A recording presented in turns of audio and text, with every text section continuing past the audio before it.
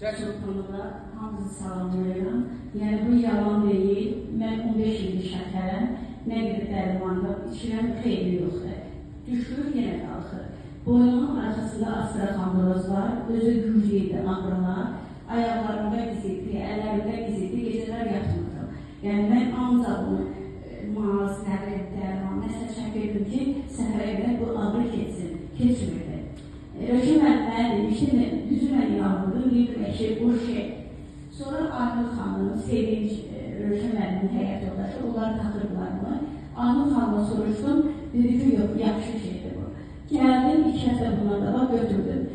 Taxandan 1 saat sonra boynumdakı astraxandrozun ağrıları keçdi getdi. Sonra da bir şəkərimi ölçdüm, 130-150, yəni ondan yuxarı qalxmır. Dərmanlarımı da uşaqlar artıqlar bilmirəm, heç istifadə də eləmirəm. Ancaq bu mən. Sonra nə elədi? Təzyiqimdə salım, yəni təzyiq rafşəkəti yoxdur. Yəni bu nə yalanma, reklamdır, heç nə deyil. Təşəkkür edirəm, əyləşək. Və bu xanım dərhal yenə pul verdi, rəfiqəsi, həkim rəfiqəsi üçün aldı. Həmin həkim rəfiqə anası üçün sport. İndi gələn dəfə ananı çağıracaq. Həkimin anası şəkərdə nizama düşür.